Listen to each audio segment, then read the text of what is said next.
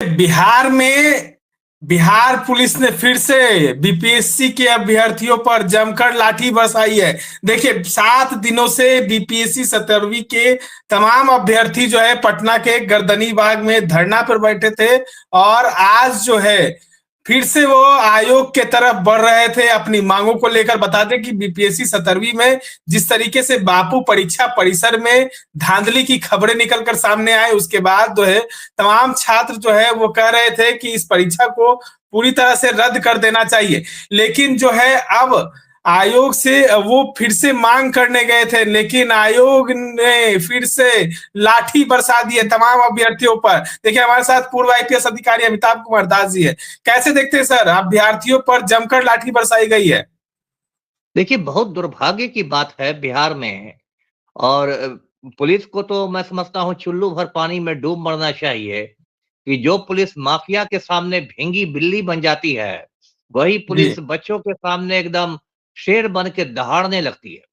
देखिए, जी पहली बात तो ये बच्चों का जो आंदोलन, जो शिक्षा सत्याग्रह चल रहा है जी 18 तारीख से, वो जी बिल्कुल शांतिपूर्ण, बिल्कुल गांधीवादी सत्याग्रह है, जिसमें जी बच्चों ने गांधीवादी तरीके से, शांतिपूर्ण तरीके से अपनी मांग रखी है, जो मांग भी जायज़ है।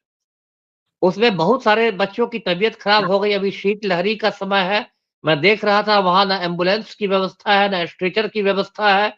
चादर में जैसे गेहूँ-चावल को ले जाते हैं, वैसे बच्चों को टाँग-टाँग के ले जा रहे थे और जी उसमें कुछ तो गंभीर स्थिति में पीएमसीएच में भर्ती हैं। सरकार जी का कोई नुमाइंदा मिलने नहीं आया, झाँकने नहीं आया।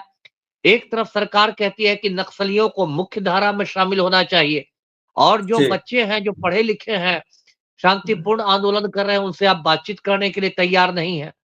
अभी भी थोड़ी देर पहले बीपीएससी ऑफिस के सामने उन पर बहुत लाठीचार्ज हुआ है। लड़कियों के साथ पुरुष सिपाहियों ने मारपीट की है। ये मैं समझ नहीं रहा हूँ कि बिहार में हो क्या रहा है। अभी पूर्णिया के सांसद पप्पू यादव ने 1 जनवरी को बिहार बंद बुलाया है। अब देखिए, जी नया साल आने वाला है और ये जी नए साल का आगाज कैसे होगा, तो बिहार बंद के साथ होगा। और जो पलटू राम है, वो 224 करोड़ की प्रगति यात्रा पर निकले हुए हैं, जिसका बजट 224 करोड़ है। तो ये मतलब बिहार का दुर्भाग्य है कि जो मुख्यमंत्री हैं पलटू राम, वो माफिया डॉन के आज्ञाकारी चपरासी बन गए हैं। माफिया को टच करने की औकात बिहार पुलिस में नहीं है, किसी आईएएस आईपीएस में नहीं है और बच्चों पर लाठियां बरसा के कोई कोई सिंघम बन रहा है, कोई लेडी सिंघम बन रही है, कोई कुछ बन रहा है। इन लोग को तो मतलब मैंने कहा ना कि चुल्लू भर पानी में डूब मरने का समय आ गया है। जी। सर, नीतीश कुमार को क्या लगता है, बिहार के मुख्यमंत्री नीतीश कुमार को अभ्यर्थियों की चिंता नहीं? क्योंकि कई अभ्यर्थी जो है वो कई दिनों से अनशन पे थे और उनकी हालत काफी गंभीर हो गई। एक खबर आपको बता दें कि एक छात्र जो है जिसका पूर्णिया कहीं दूसरी जगह सेंटर था, उसने सुसाइड कर लिया है। हाँ, हाँ, बीपीएससी का मुझे मुझे अभ्यर्थी था। मालूम है। वो सोनू सोनू कुमार नाम का लड़का था, 25 साल का था जी और सोनू कुमार हनुमान नगर में रह के तैयारी करता था। उसके जी पिता का नाम सुदामा यादव है जी और उसने सुसाइड कर लिया है। पत्रकार नगर थाना जो है पटना का, उसने जी उसकी लाश पोस्टमार्टम के लिए भेजी है। बताइए, जी बच्चों ने मरना शुरू कर दिया है। वैसे मैं चैनल के माध्यम से कहता हूँ कि ये आत्महत्या करना बहुत गलत काम है, ऐसा किसी को नहीं करना चाहिए।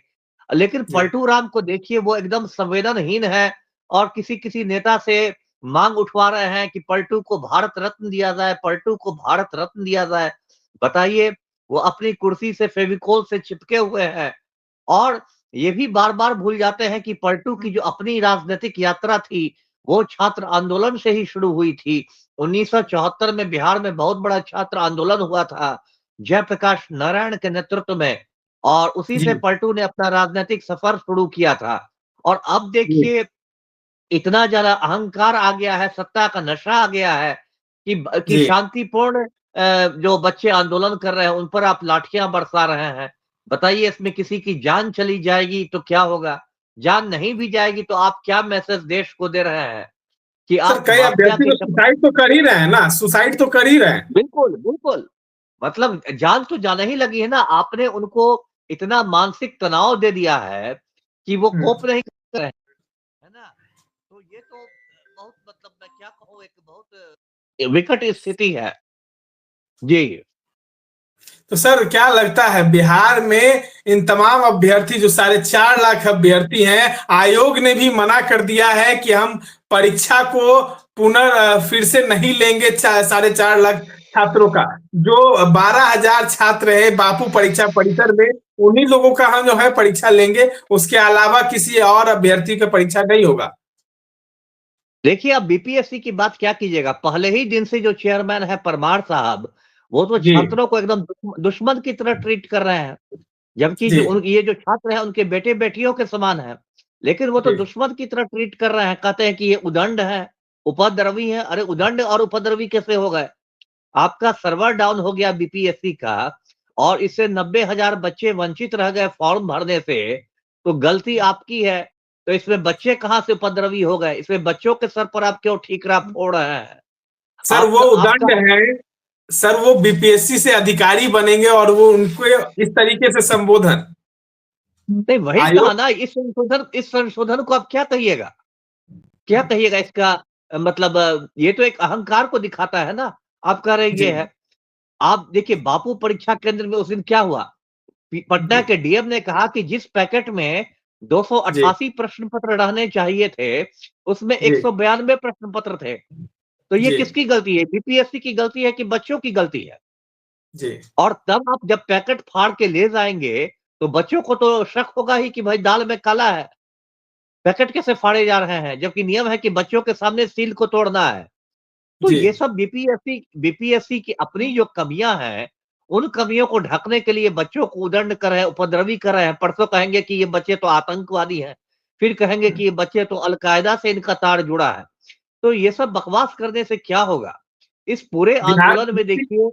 जी, बिहार बीजेपी के प्रदेश अध्यक्ष बिहार सरकार के मंत्री दिलीप जायसवाल ने भी कहा, उप मुख्यमंत्री सम्राट चौधरी ने भी कहा है कि हमको सबूत ला के दीजिए। सबूत मांग रहे हैं, जबकि छात्र जो है वो लगातार मोबाइल फोन पर, ट्विटर पे और मंत्री या विधायक से बात करने की कोशिश कर रहे हैं, आयोग के अधिकारियों से बात करने की कोशिश कर रहे हैं, वो बात नहीं करना चाह रहे हैं।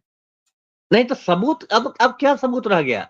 उनको सबूत दिखा नहीं, पूरा बिहार दिख रहा है। बिहार के बाहर के लोग जानते हैं कि जो परीक्षा बापू परीक्षा केंद्र पर 12 से 2 बजे तक थी, उसमें 1 बजे के बाद अराजकता फैल गई थी। है ना? कोई बच्चा ओएमआर शीट लेके भाग रहा था, कोई बच्चा इसका प्रश्न पत्र का बंडल लेके भाग रहा था।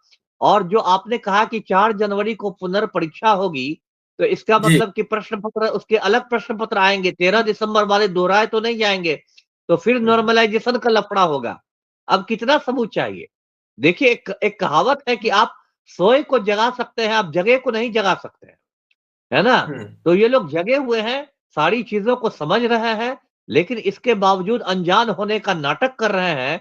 तो देखिए भाई, जो डिप्टी सीएम हो, 11 महीने बाद आपकी भी परीक्षा होने वाली है। अभी तो बच्चों की परीक्षा है, 11 महीने बाद आप भी परीक्षा में पहुँचिएगा। आम चुनाव है बिहार में, तो इतना भी नहीं अहंकार आ जाए कि जो विजय सिन्हा है, सो पराजय सिन्हा बन जाए और जो माननीय मुख्यमंत्री हो, बेरोज़गार होके कल्याण बिगहा पहुँच जाए। जी।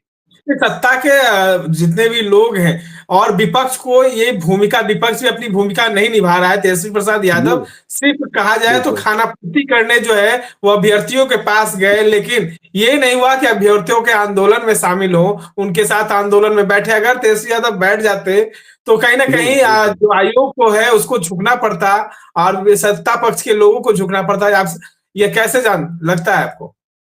नहीं, बिल्कुल सही कहा आपने, लगभग 70-75 विधायक हैं राजद में।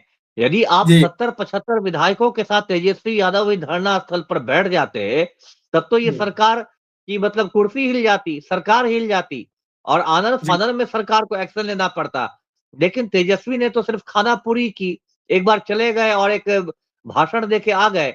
एक्चुअली तेजस्वी भी इसी ताक में है कि हो सकता है नए साल में नीतीश चचा पलटी मार दे, तो मैं दोबारा उप मुख्यमंत्री बन जाऊँ।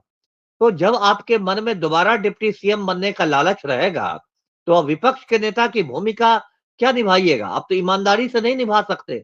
आपका तो एक पैर अभी भी सत्ता पक्ष में है। जी। तो देखिए किस तरीके से बीपीएससी के पास आज भी अभ्यर्थी गए थे अपनी बात को रखने के लिए। देखिए बार बार वीडियो में तमाम अभ्यर्थी कह रहे हैं कि हम शांति से बात करने जा रहे हैं आयोग से, हमें जाने दीजिए, लेकिन आयोग की कोई पास तक उनको नहीं जाने दिया गया, अभ्यर्थी को किसी से बात नहीं करने दी गई और ऐसे लाठियां बरसाई गई जैसे कोई अपराधी हो। और जब अपराधियों की पकड़ने की बात आती है तो इस तरीके के बिहार पुलिस जो है वो कहाँ छुप जाती है वो पता ही नहीं। इस तरह के तमाम अपडेट्स के लिए बने रहे हमारे साथ।